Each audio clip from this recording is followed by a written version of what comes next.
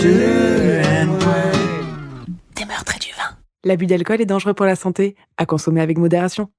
C'est qui, modération? And that's Charlie. Et Sarah, Votre podcast préféré ou pas? de true crime humoristique, voilà. De copines que Fred recommande chaudement. Chaudement. Moi aussi, je trouve que t'es nul, Fred, d'ailleurs. Si on n'a pas dit, hein. Mais tu sais quoi, Un peu troll, quoi. Le premier live qu'on fait, je vais essayer de le chercher. Ah, mais on va faire un guest spot et en plus, on va dédier tout à Fred, quoi. Oui, Fred. Parce qu'on a rien changé grâce à tes critiques très constructives. Parfois, j'ai un peu la culpabilité quand ça dure. Ouais. Je pense à Fred, mais... Grâce à Fred, je crois qu'on a dit qu'on n'avait pas le droit de parler de la météo. Oui. Et quelque chose d'autre, je sais plus quoi. Des enfants? Non, ça c'était nous, je sais ça. plus. Enfin bref, on avait choisi des sujets, on a dit ouais, c'est nul. Donc Fred, il nous a un peu aiguisé, mais avec son trait t'es nul, élogieux, long, complexe. Enfin voilà, comme un vieux vin, ce Fred. Chef's kiss. Voilà, donc j'ai plein de sujets ce soir parce qu'on s'est pas vu depuis longtemps. Il y a eu des choses, mais on va commencer avec l'actu. Donc Sarkozy. Nico. Moi, je suis assez choquée par l'histoire. Donc déjà, il est condamné. Oui. Parce que il a accepté de l'argent d'un dictateur qui association de malfaiteurs. Enfin oui, mais c'est bon, ça oui, association. Donc il lui a payé sa campagne, quoi. Et en fait, quand c'est sorti, donc je sais plus quel jour c'est sorti, il y a 3-4 jours. Là, ouais. Et il y avait des gens qui disaient oui, c'est quand même choquant de voir un ancien président. Je sais pas, pour la démocratie, c'est une bonne chose. Il y avait des gens qui disaient qu'est-ce qu'ils ont dit exactement? Que c'est un précédent dangereux pour un président de la France. Alors moi, j'étais choquée d'entendre ça. Moi, je trouve que c'est une précédente dangereuse de ne pas condamner même un politique. Complètement d'accord. On reste en France, on coupait les têtes avant. Bah c'est ça. Et qu'est-ce que vous êtes devenus les Français? Et en fait, c'est ça. Bah t'as vu, il y avait Karine Le Marchand, la meuf qui fait truc des paysans là, des agriculteurs. C'est toi qui regardais ça, j'ai jamais vu, t'adorer. Qui veut marier l'amour est dans le pré, voilà. Qui veut marier un agriculteur. Et du coup, elle s'est offusquée parce qu'elle disait c'est un ancien président, c'est pas normal. Et pendant ce temps, il y a des gens dans la rue qui font n'importe quoi et qui sont pas arrêtés. Alors de toute façon, on le sait, il y a des injustices de partout, oui. Mais moi, je trouve ça incroyable que justement un ancien président a été condamné. Enfin, c'est une avancée dans le système qui est énorme. Oui, mais en même temps, il s'est fait financer sa campagne par un dictateur tellement pourri qu'il en est mort maintenant. Enfin, c'est pas personne Kadhafi. Et pour un président... Si aujourd'hui on avait la preuve que Trump ou Marine Le Pen avaient été financés par les Russes, ça serait... on n'avait pas la preuve pour Trump? Pas non, financé peut-être, mais... Oui, enfin, on a plein de choses pour Trump. Oui. Mais bon, la preuve... Golden shower. Vraiment un peu... Oui, c'est vrai. Ça, j'aimerais bien voir cette preuve. Hein. C'est la seule fois que j'aimerais voir ça. Putain, mais si j'avais un vœu de Aladdin, là, de Robbie Williams dans Aladdin. Non, Robin si j'avais Williams. un vœu, ça serait certainement pas ça. Oui, non. Okay, ça tombe bien, je suis contente que tu sois là. Si j'avais un vœu super pourri et rien de bien pour moi, ça pourrait être sur la liste. Ouais. Mais c'est pour un président qui est condamné, il y a tellement de ministres qui sont en mode attouchement par-ci, par-là. Oui, mais du coup, ils sont revenus en force, Sarko et son équipe avec Carla et tous les autres, en disant oui, blabla, c'est pour la haine. En fait, ils cherchaient, c'est les magistrats qui ont cherché à faire ça parce que c'est de la haine, ils veulent détruire la droite, etc. Et là, il y a la préfecture d'autres magistrats, enfin le haut des magistrats, je sais pas comment il s'appelle, hein, c'était il y a 5 minutes à France Info, mais j'ai oublié. Jean-François. Et tout le monde est en train de dire, mais ça, c'est une précédente dangereuse, de condamner des juges qui simplement vont légiférer sur les lois qu'ils ont en face d'eux. Ils n'inventent pas la loi. Elle a reçu des menaces de mort.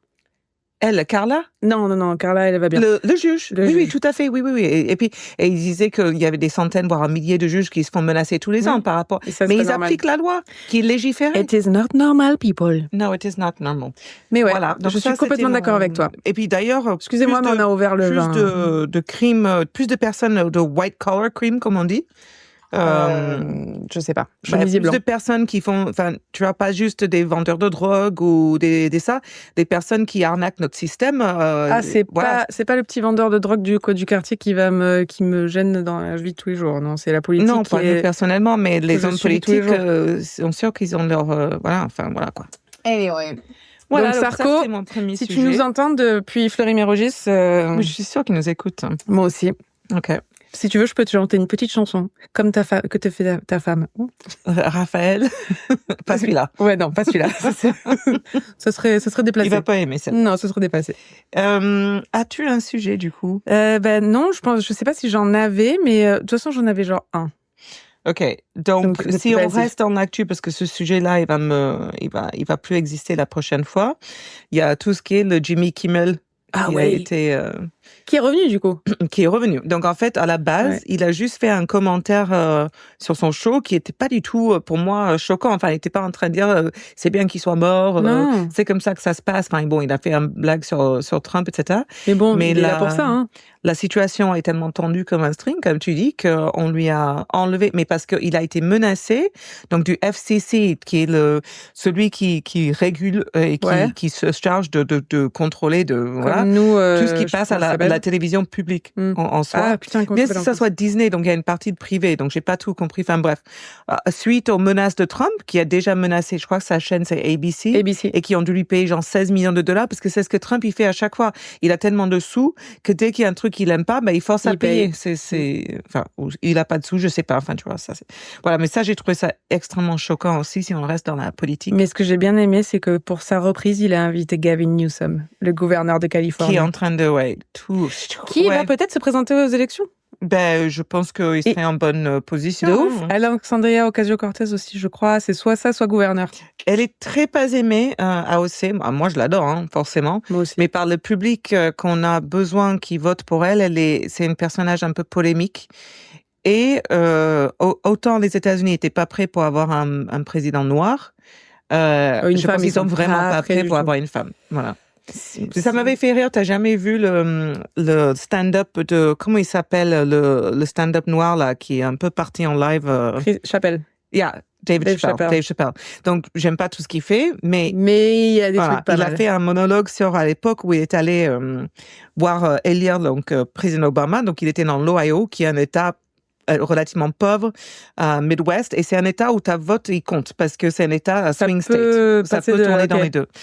Et il me dit, mais je savais trop qu'on allait élire Obama parce qu'il y avait des lignes et des lignes et des lignes de noirs, de personnes noires qui étaient là, mais ils mettaient de la musique. Enfin, c'était vraiment gay, c'était la fête, c'était incroyable. Et donc, il retourne le truc quand il va voter la prochaine fois, 8 ans après. Et là, il voit pas du tout les mêmes personnes. Là, il voit des trucks énormes, des tracteurs.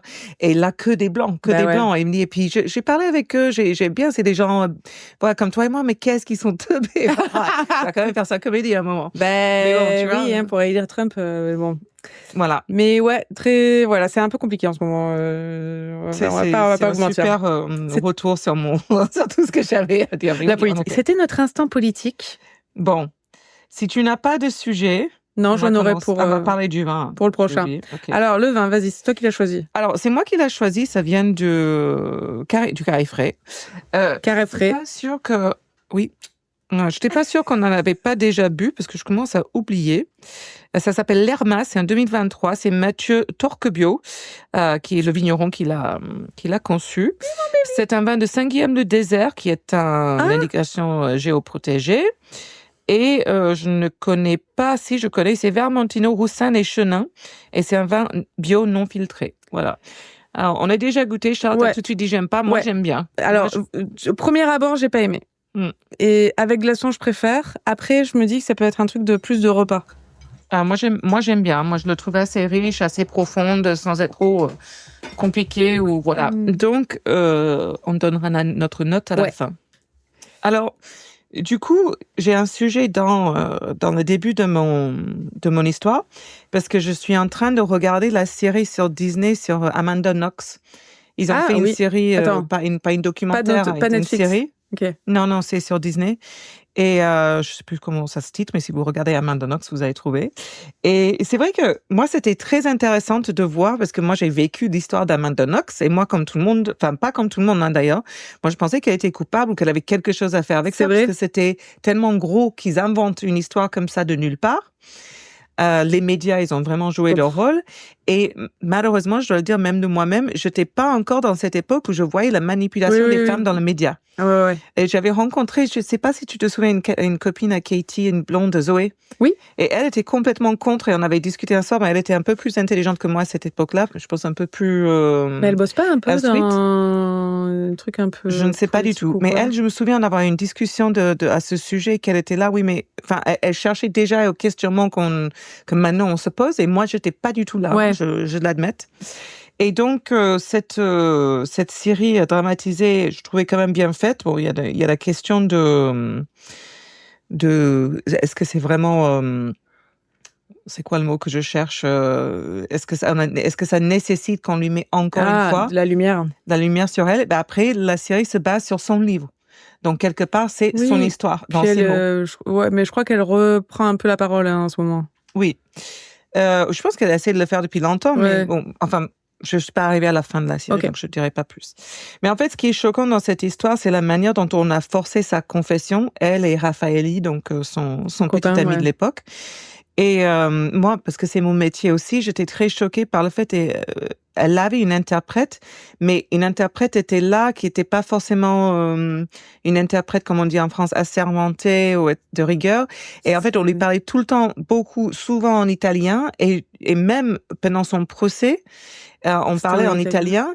Et ça, pour moi, c'était juste une entrave à la justice tout de suite. Parce que quand la personne ne peut pas comprendre ce qu'on lui est en train de leur dire, donc vous êtes coupable, c'est une entrave. Voilà. Donc, avec cette idée de conversion forcée, etc., je suis allée chercher une histoire. Vas-y. Et cette histoire, c'est l'histoire de Angie Dodge. Angie Dodge, pardon. Angie Dodge. Ouais. Je l'ai pas. Ouais, non, c'est pas très connu. Yes. Donc, Angie Dodge, c'est son meurtre que je vais raconter, mais c'est aussi connu comme la première exonération du pays, des États-Unis, à s'appuyer sur des tests ADN généalogiques. Généalogique. Exactement, c'est écrit comme ça. Voilà. Oui, super intéressant. Voilà. Parce que du coup, il y a aussi comme le Golden Gate Killer. Exactement. Voilà. Celle-là, même moi, je la connaissais. Ok. Donc, on est en 1996 à Idaho Falls, dans l'Idaho. Voilà. Angie Dodge a 18 ans. Elle venait d'obtenir son diplôme d'études secondaires avec mention. Elle est née en 77. Elle était la plus jeune de 4 enfants et tous ses frères aînés étaient des garçons. J'aime bien cette phrase. Tous ses frères aînés étaient des garçons. Alors, tous ses siblings. Tous ses frères étaient des garçons. Et c'était la dernière? C'est une traduction de l'anglais qui n'appelle pas de la dernière. Donc, en gros, elle a dû en chier. Voilà. Alors, c'est justement, j'ai marqué ça parce que dans le truc, j'ai marqué, on pourrait penser que c'était une princesse et c'était peut-être le cas. Mais moi, je sais que ma sœur, qui a grandi avec 6 frères, mais à l'opposé de moi, je suis la 2e sur le 8e. Ma sœur, c'est 7e. Oui, c'est des Mormons. Ouais, t'aurais pu quoi. Et en fait, elle est la 7e, et donc du coup, elle avait plein de grands frères. Et en fait, ils étaient pas vraiment très gentils avec elle. En tout cas, ils la traitaient pas comme une princesse, ça c'est sûr. Et il la protégeait pas vraiment, même comme moi, mon seul et unique grand frère m'a vachement protégée. Donc, moi, mes autres frères, ils ont pas vraiment fait ça pour ma sœur, donc ce stéréotype n'est pas toujours vrai. En tout cas, je ne connais pas cette partie de l'histoire de Angie. En tout cas, voilà. Elle est décrite comme motivée, talentueuse et pétillante. Là, nous sommes donc en 96. Là, elle a 19 ans. Tu le vois dans ses photos, elle a un petit nez, elle a une petite coupe au carré, elle a les cheveux décolorés et les sourcils tout fins. Comme les années 90. Voilà, on les avait tous. On adore. C'est une fille normale, en fait. Et après avoir obtenu son diplôme, elle a envie de vivre seule. Donc ça, c'est très américain aussi, je dirais, plus qu'en France, en tout cas. Oui. Et c'est pas parce qu'elle a une mauvaise relation avec ses parents, elle veut juste être indépendante, elle veut être seule.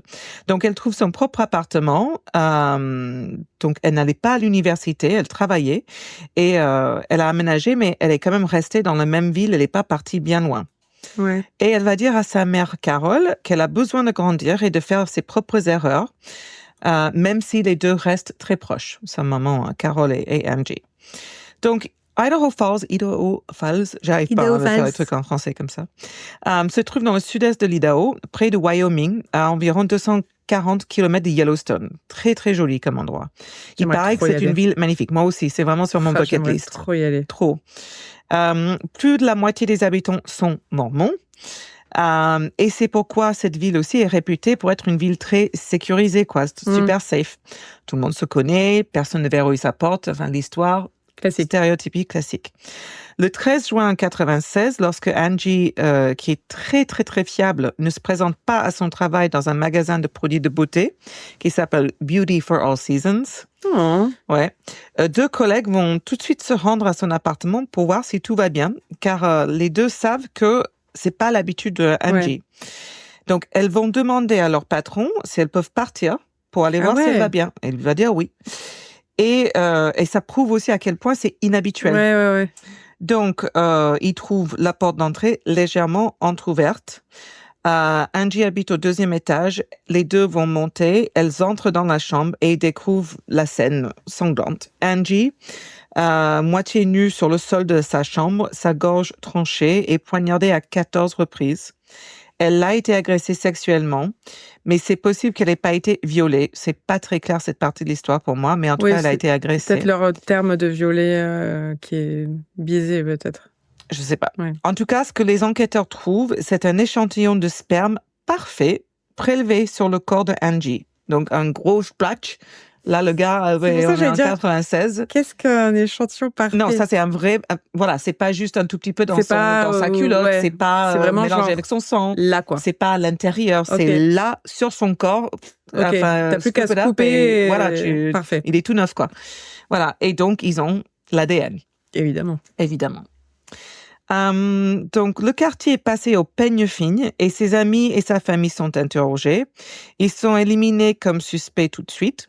Les 6 premiers mois de l'enquête sont consacrés à des pistes qui ne mènent nulle part et à des tests ADN sur les hommes de la région qui ne mènent également nulle part. Okay. Et heureusement, dans cette ville, le taux moyen d'homicide est de 0 à 1 par an. Donc, ils ont fait leur quota avec Angie. Tu vois ce que je veux dire? Mais à cause de ça, les enquêteurs chargés des homicides n'ont vraiment pas beaucoup d'expérience dans ce type d'affaires. Oui, normal. Ils sont pas du tout préparés. Genre ça va être horrible? Il manque d'expérience. Par exemple, l'un des 2 détectives chargés de l'affaire, qui s'appelle Jared Furman, avait été agent de police dans un lycée. Et ça revient, en fait, les agents de police dans un lycée, c'est pas des vrais flics, c'est comme un agent de sécurité à Ikea, quoi. Ouais. Et donc, ils se promènent dans le lycée à la recherche de quelqu'un qui a de la bœuf dans son casier, tu vois, c'est pas sérieux. T'es loin d'un homicide, ouais. Exactement. On est pas, voilà. Et donc, c'est assez difficile de comprendre d'ailleurs dans cette histoire, en fait, comment on passe de ceux-là, gardien de sécurité dans un lycée, à détective chargé de homicide. Oui, voilà. Et pendant tout ce temps, Carole, la maman de Angie, elle est déterminée. Elle cherche à côté ses preuves par elle-même. Okay. À ce moment-là, il fait froid. Ça fait des mois et des mois que sa fille est morte. Et donc, elle décide de trouver des pistes par elle-même. Elle commence à réinterroger le cercle d'amis d'Angie, qui logiquement déjà été interrogé par la police. Elle commence à aller dans les endroits où ils vont se retrouver pour essayer d'enquêter un peu par elle-même. Et là, elle va entendre parler de quelqu'un où elle l'aperçoit, j'ai pas trop compris.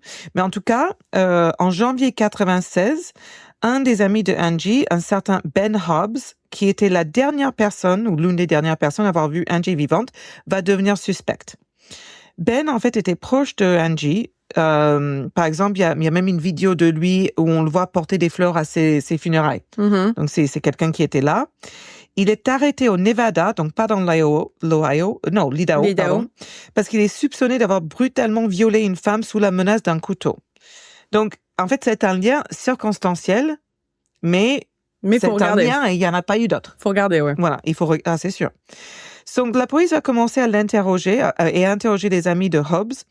Et là, ils vont être conduits à un autre jeune homme qui a 20 ans, qui a abandonné ses études secondaires et il s'appelle Christopher Tapp. Il avait été un délinquant juvénile dans le passé, mais il semble s'être rangé depuis. Aucun des échantillons d'ADN de Tapp ne correspond à ceux prélevés sur les lieux du crime, donc le sperme trouvé sur Angie. La police va complètement ignorer cette preuve et suppute qu'il est impliqué d'une manière... J'adore. C'est ton nouveau mot préféré.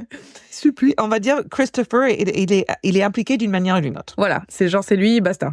C'est ça. Donc, pendant 3 semaines et demie, il sera interrogé à 9 reprises pour un total de plus de 30 heures. D'accord? Et là, je te parle de Ben, pas de Ben, celui qui est lié. Non, celui qui a violé violemment une fille. On parle d'un autre proche qu'on trouve en même temps. Voilà. Cité par Ben ou quelqu'un d'autre. Donc, il y a 6 tests polygraphiques qui va subir. Il sera interrogé pendant plus de 40 heures au total. C'est juste un jeune homme tout minou de 20 ans. Imagine ça. Enfin, tu vois, 20 ans, t'es encore un enfant. Mais 20 ans, tu avoues tout. C'est ça. Au bout de 40 heures. En plus, bon, je sais pas si c'est vraiment intelligent de dire ça, mais il n'a pas fini ses études secondaires. Ce n'est pas quelqu'un qui est très instruite, qui est académique et qui voit ça autrement. Enfin. Puis même, ils ont il y a une certaine innocence. Le lobe frontal, il n'est pas encore complètement développé. Exactement. 25 ans. Donc, il est pas prêt à se défendre face à la police, mais il coopère avec tout parce que lui, il sait qu'il n'est pas coupable. Donc lui, c'est exactement la même histoire qu'Amanda Knox. Si tu regardes, en fait, elle a jamais dit non, elle a jamais demandé un avocat, rien, parce qu'elle sait qu'elle n'est pas coupable et c'est tellement improbable. Oui, mais t'en as qui vont le tordre et qui vont dire elle est tellement sûre d'elle ou il est tellement sûr de lui, de nous avoir, nous, la police. Essayer de nous tromper. Oui, exactement. En tout cas, il va se présenter à chaque fois que la police va l'appeler. Et puis là, on va commencer à mentir à Chris pour le faire avouer. Bah oui, bien sûr. Ils vont lui dire que son ami Ben a avoué le crime, parce que Ben l'a déjà cité comme étant une autre possibilité. Donc, il dit que Ben a avoué le crime. Ils lui disent que Hobbs a non seulement avoué avoir tué Angie, mais qu'il a impliqué Christopher Tapp dans le meurtre.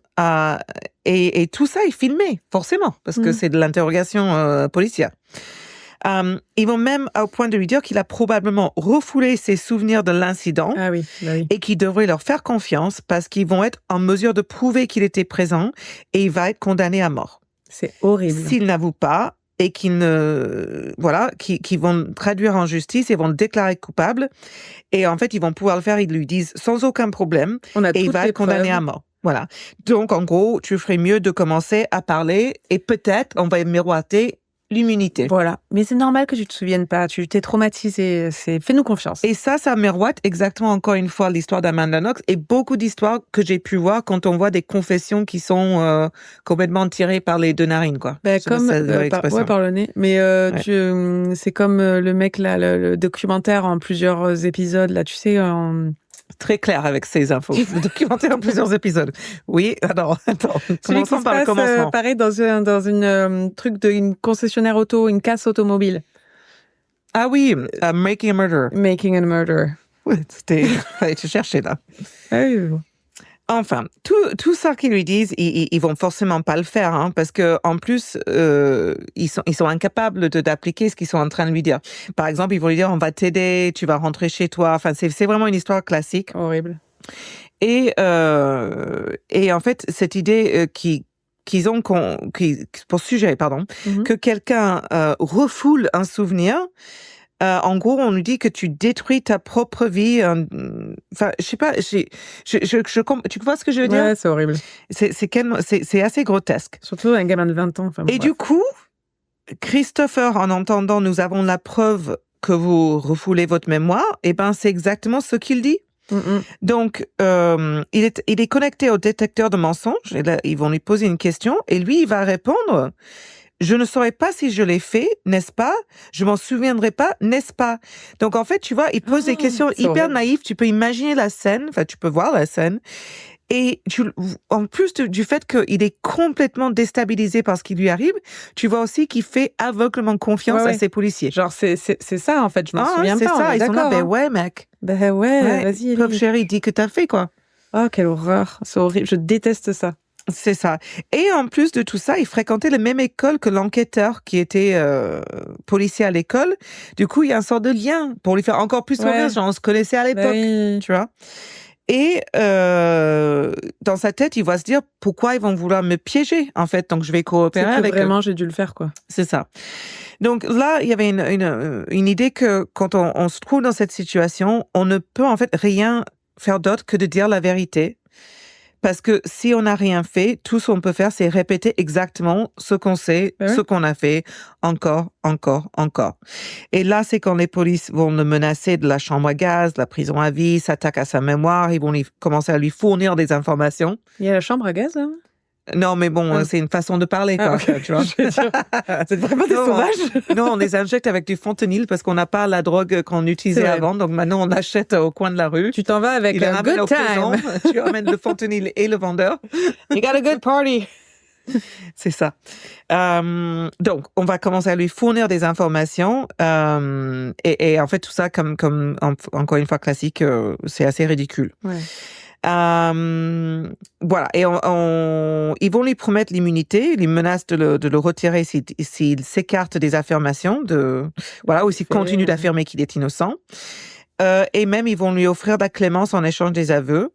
Et donc, forcément, au début, il nie tout, mais au fil du temps, il va finir par raconter 6 versions différentes, qui en soi est un énorme signal d'alarme, quoi. Oui, mais passons. 6 versions différentes. Passons, c'est pas grave. C'est juste qu'il se souvient pas bien. Voilà.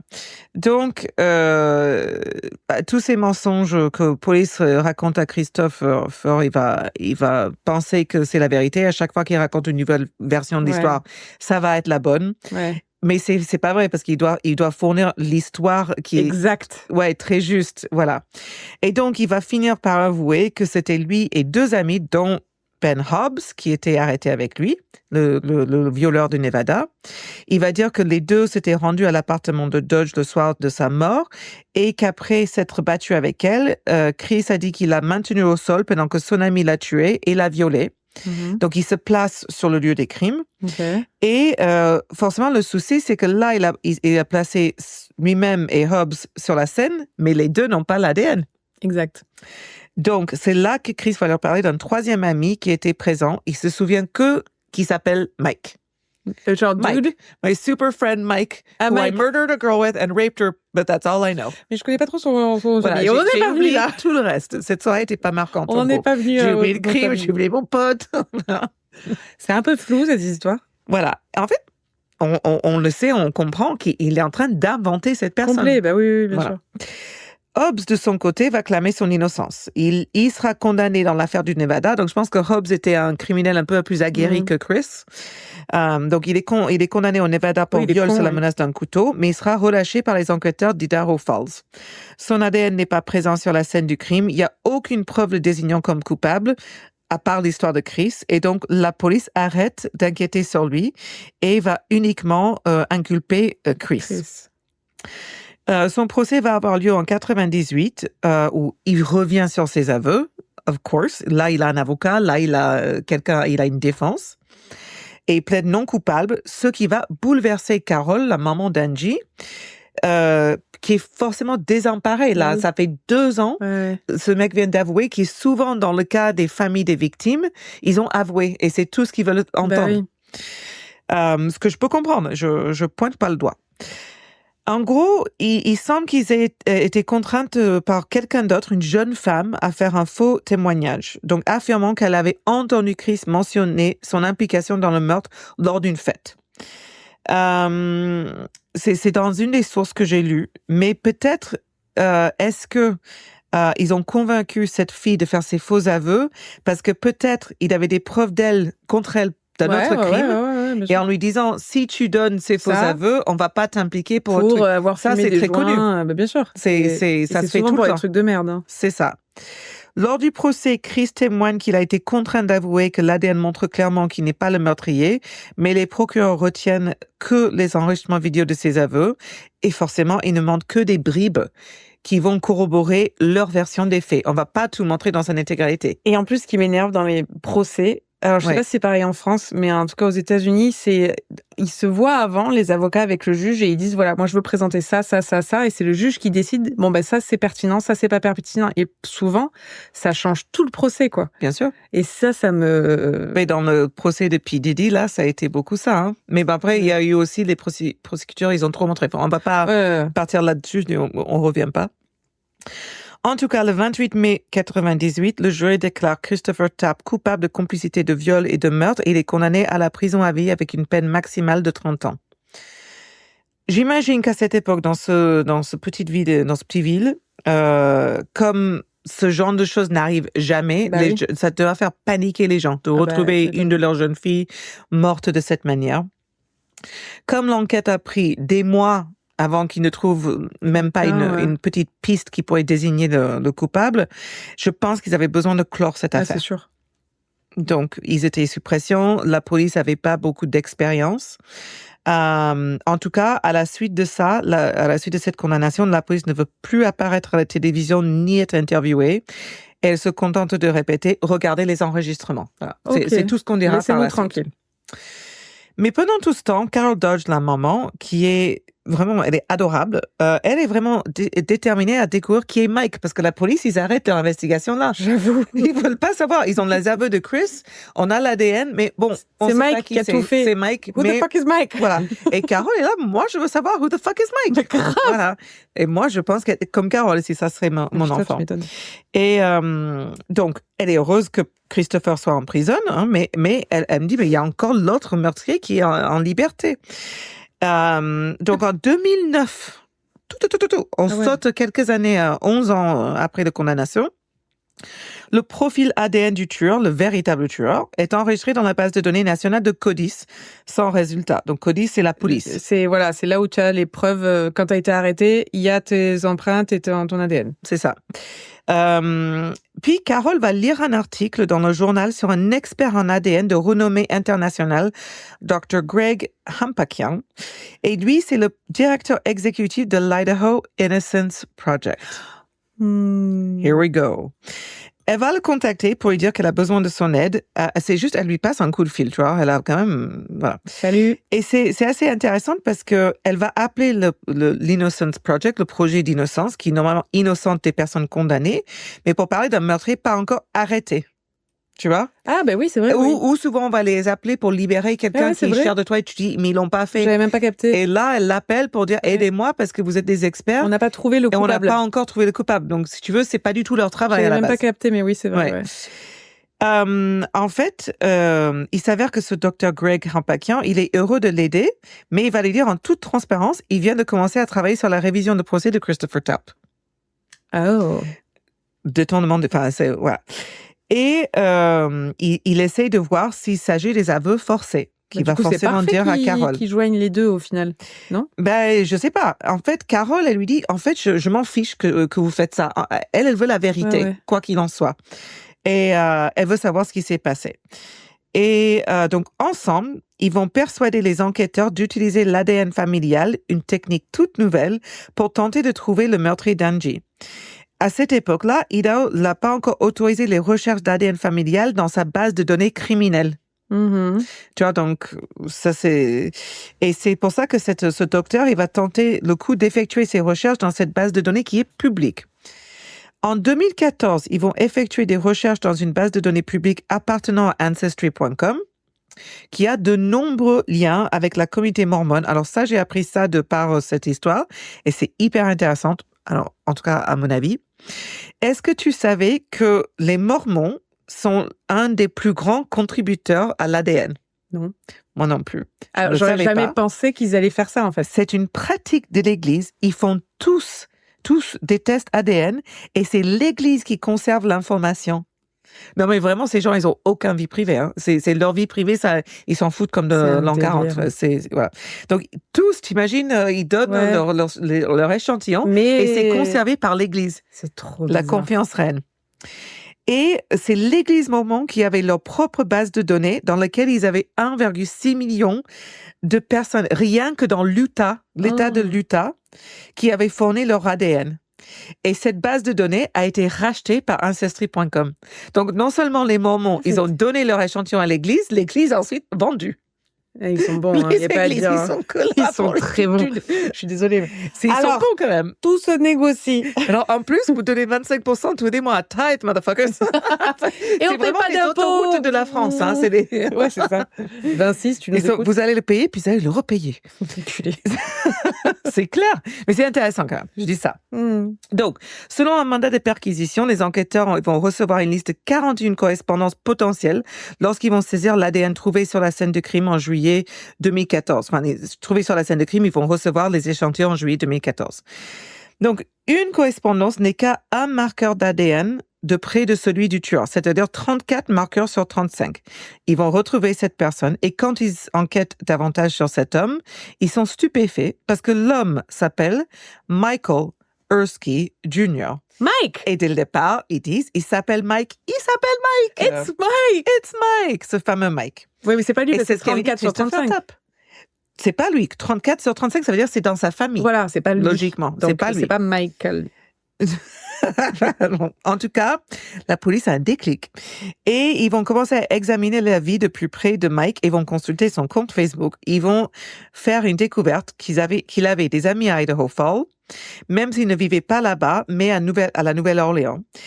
Il s'agit d'un cinéaste à petit budget dont les films traitent littéralement la violence et le meurtre. C'est pas foufou, Mike. Quelques extraits du film. Donc, l'un des deux films est décrit, parle d'une femme au foyer banal qui tente d'empêcher son voisin de se livrer à une tuerie après avoir été témoin d'une attaque horrible. Et l'autre s'intitule, alors, tu vas traduire, Murderabilia. Enfin, c'est le collectionneur du meurtre, quoi. Ouais. En gros, il traite que des meurtres. Ouais, super. Donc, la police va se rendre à la Nouvelle-Orléans, là où il habite, faut l'interroger. Qui va dire, oui, j'ai été à Idaho Falls au printemps de 96 pour un voyage. Il dit qu'il était allé là-bas pour rendre visite à des amis, mais qu'il ne savait pas ce qui se passait cette nuit-là. Il va fournir un échantillon ADN et début 2015, il sera innocenté. En fait, cette histoire, c'est une succession de coïncidences. C'est horrible. C'est horrible. À ce stade, par contre, Michael Ersky Jr. en tout cas, il veut aider à résoudre cette affaire. Tu penses bien qu'il est hyper intéressé. Genre, j'adore les meurtres et maintenant j'en suis impliqué. Ouais, mais c'est pas moi, par contre. Non, c'est pas lui, mais il veut aider. Tu m'étonnes. Et donc, il va s'associer avec Carol, la maman de Angie, pour l'aider. Oui, il est à fond, quoi. L'Idaho Innocence Project lui-même s'est saisi du cas de Christopher Tapp et vont réussir à obtenir la diffusion des vidéos de l'interrogatoire de Tapp. Et là, ils se disent, ben merde, quoi. En gros, même la maman, Carole, va regarder ces vidéos et tout le monde est sous le choc. Ouais. Elle, Carole, qui avait tous les dossiers de l'affaire, qui ne comprenait toujours pas où est-ce que je m'étais trompée, en fait, ce qu'elle réalise là, c'est que toutes les infos qu'elle a, c'est des faux aveux. Il n'y a pas de Mike. Christopher ne connaît rien de l'affaire. Il a tout inventé, on lui a tout forcé et c'est évident quand tu regardes les vidéos bout à bout. Ouais, c'est ça. En fait, tout ça n'avait clairement aucun sens. Donc là, Carol Enfoy va contacter un expert en analyse des faux aveux qui s'appelle Steve Drizzen. Lui aussi va regarder tous les vidéos et va dire clairement qu'il s'agit d'un cas d'école, en gros, de coercion psychologique. Il affirme que la police a fourni à Christopher des informations sur la scène du crime en utilisant la tromperie, d'autres techniques. Entre guillemets, dans l'article, c'est marqué sophistiqué, mais en fait, c'est un playbook pas tellement sophistiqué. On a bien vu que les détectives n'étaient pas sophistiqués dans ce cas-là. Comme dans Making a Murderer. Mais c'est typique dans la manipulation psychologique. En fait, ils sont en train de l'harceler comme des gros bullies, en train de lui dire, mais c'est vous avez oublié, voici ce qui s'est passé. Enfin, je pense que c'est... Mais c'est comme dans Making a Murderer, quand ils disent, donc, qu'est-ce que tu as fait? Ben, je lui ai tiré dessus. T'es sûr? Ou tu l'as poignardé? Oui, c'est ça. C'est naze. Donc, forcément, pendant tout ce temps, Christopher a fait appel à plusieurs reprises et en mars 2017, ses avocats proposent un accord au procureur. C'est-à-dire, en échange, et c'est ce que tu disais, c'est ce genre de magouille derrière les portes fermées. En échange de sa libération immédiate, Christopher accepterait de conserver la condamnation pour complicité de meurtre dans son casier judiciaire, mais il abandonnerait la condamnation pour complicité de viol. Et les deux parties acceptent cet accord. Et après 20 ans de détention, Christopher Tapp est libéré. 20 ans il a passé. Ouais. Donc, on est de retour maintenant en mai 2019. La police de l'Idaho Falls a annoncé qu'ils avaient utilisé l'ADN familial et qu'elle avait pu trouver une correspondance avec le contributeur de l'ADN sur la scène de crime. Un homme aujourd'hui âgé de 53 ans, nommé Brian Drips. Brian Drips vivait à Idaho Falls au moment du meurtre de Dodge, mais il n'avait aucun antécédent de crime violent. Les enquêteurs l'avaient interrogé lorsqu'ils avaient mené leur enquête dans le quartier, car il habitait en face de la maison d'Angie. Ils lui ont parlé, il a répondu « Je suis sorti, puis je suis rentré, j'étais ivre et je me suis évanoui. Je me souviens pas de ce qui s'est passé. » Et la police lui a répondu « Très bien, au revoir. » Voilà. Excusez-nous de vous avoir dérangé. En plus, on prend l'histoire, le gars... tellement ivre qui te dit que je ne sais pas ce qui s'est passé. Tu te dis, bon, pourquoi il me raconte ça? Ben non, il dit juste, non, j'étais à la maison, j'ai rien entendu. Temps, le mec, c'était un gars de la sécurité d'Ikea, donc qu'est-ce que tu veux qu'il comprenne? Des fois, tu te dis vraiment, on ferait le travail mieux, mais après, ça, c'est hyper présomptueuse, quoi. Restons humbles, quand même. En tout cas, les enquêteurs vont obtenir la correspondance ADN familiale grâce à l'aide de Parabon Nanolabs, une société basée en Virginie, qui a également contribué à identifier le Golden State Killer. Golden State Killer. Golden State Killer. Yeah. Au cours d'un interrogatoire qui a duré environ 5 heures, Drips va avouer le viol et le meurtre d'Angie Doge et va déclarer qu'il a agi seul. Et Christopher Taps est finalement innocenté. Après 2019, donc plus de 20 ans, hein, c'est quand même fou. Moi, l'histoire que j'ai fait il y a pas longtemps, où on parle justement de cette recherche ADN généalogique, c'était l'affaire en France. C'est pas grave, passe. Ce vieux monsieur qui j'ai déjà, excuse-moi, ça Brian Drips, sera inculpé le soir même. Les 2 enquêteurs qui ont extorqué les faux aveux de Christopher Tapp sont aujourd'hui à la retraite et refusent de parler de l'affaire. Et l'un des enquêteurs a déclaré de ne rien se souvenir concernant l'affaire. Et on dit qu'il est peut-être atteint d'une sorte de forme de précoce de la maladie d'Alzheimer. Moi, je pense que c'est un peu un connard. Fake. Bon, ça, c'est mon opinion perso. Le 17 juillet 2019, les charges retenues contre Christopher Tapp, aujourd'hui âgé de 43 ans, ont été abandonnées. Après avoir lutté pendant 22 ans pour retrouver sa liberté, il a déclaré « Je suis reconnaissant et profondément ému que ce moment soit enfin arrivé. Son affaire sera la première en Caroline du Nord à aboutir à une exonération grâce à des tests ADN généalogiques. Il est important de noter que plus de 25% des condamnations injustifiées annulées par des preuves ADN aux États-Unis impliquent une forme ou une autre de faux aveux. Ce qui est énorme. C'est 25%. Énormissime. Mais c'est pour ça, moi, les aveux ou les circonstanciels, moi, je condamnerais pas, hein, j'aurais du mal. Brian Drips, le vrai meurtrier, va déclarer qu'il ne connaissait pas Angie Doge, il était ivre et sous l'emprise de la cocaïne et qu'il se souvenait pas de ce qui s'est passé cette nuit-là. Il venait d'avoir un bébé, il admet. Mais il se bat parce qu'il affirme qu'on ne lui a pas lu ses droits à Miranda. Oh, mais ferme ta gueule. Excusez-moi, voilà. C'est sorti tout seul. Carol Dodge était présente à l'audience et a écouté les détails du viol brutal de sa fille. Elle va aussi assister à l'audience et après cette audience, elle va s'approcher de la maman de Brian Drips, qui doit avoir un certain âge, en lui tenant les mains, en lui disant que tout allait bien se passer. Oh, wow. En larmes, les 2 femmes s'embrassent devant le tribunal. Du coup, c'est une maman et une autre maman. C'est quand même assez fort. En février 2021, Drips a plaidé coupable du crime. Il était âgé de 55 ans au moment du prononcé de la sentence, condamné à la prison à vie, avec une possibilité de libération conditionnelle après seulement 20 ans d'emprisonnement quand même. C'est pas grand-chose. 75 ans, donc je n'ai pas trop affaibli pour faire des bêtises. Putain, mais du coup, ça a mis autant de temps. Mais tu vois, en fait, c'est ça. Non seulement c'est horrible de mettre un innocent en prison pour justement où tu as forcé des aveux, mais en plus, t'as un mec qui est dehors, qui a fait des choses horribles, qui a vécu sa vie. Là, qui a élevé sa fille, qui venait d'avoir, que peut-être que Christopher n'aurait pas d'enfant. Enfin, tu vois ce que je veux dire? C'est horrible. Oui, c'est et ça, en fait, c'est là où moi, quand à chaque fois tu vois des documentaires ou des histoires sur ce genre d'aveux forcés, je pense que les policiers sont pas assez... Alors, je parle pas des policiers qui vraiment ont tout fait et pensaient vraiment avoir la vérité. Je parle pas d'eux, tu vois. Je parle vraiment de ceux... Ils savaient très bien que ce mec était innocent et ils l'ont mis en prison exprès. Et je pense qu'il n'y a pas assez de remords, il n'y a pas assez de... Alors, dans le cas de une police sophistiquée, etc., mais tu vois, dans le cas de Making a Murderer, je pense que vraiment la police était convaincue que c'était lui. Tu penses, toi? Oui, parce qu'ils le détestaient. Enfin, cette famille était une famille... Et je pense qu'ils ont réussi à se convaincre. Dans cette histoire-là, je sais pas. Mais le fait est-il que la police ne parle plus du tout aux journaux, qu'ils veulent plus rien dire. Pour moi, il y a une sorte de culpabilité là-dessus. Ouais. Sinon, parce que j'ai vu il y a des vidéos, par exemple, le procureur pour Amanda Knox, lui, il continue à faire des trucs à dire qu'elle est coupable. Enfin, tu vois, il s'est convaincu là, je sais pas, moi, après ça, c'est que de... C'est super bien. Ouais. Super intéressant. Mais putain, c'était quoi cette histoire-là que j'ai fait si vous avez la réponse... Allez-y. L'histoire que j'ai fait en France, putain. Et voilà, donc c'est l'histoire de Angie Dodge et je vais dire de Christopher Taps, parce que c'est leur histoire à tous les deux. Enfin, Angie n'est plus là, mais Christopher a été affecté de la même manière. Super intéressant. Voilà. Qu'as-tu pensé du vin moi, j'aime beaucoup. C'est un 3 sur 5 solide. Hein. Pour moi, c'est un solide 3 sur 5. Voire plus à tester avec, je sais pas, quelque chose à manger. Non, 3, ça me va. OK. Sur ça... See you next week. See you next week. Bye. Bye. And that was our first live. So. First live. Qu'est-ce que vous avez pensé? Est-ce que vous voulez qu'on fasse ça un petit peu? I don't wanna. Bye. Si t'aimais ça, like and subscribe.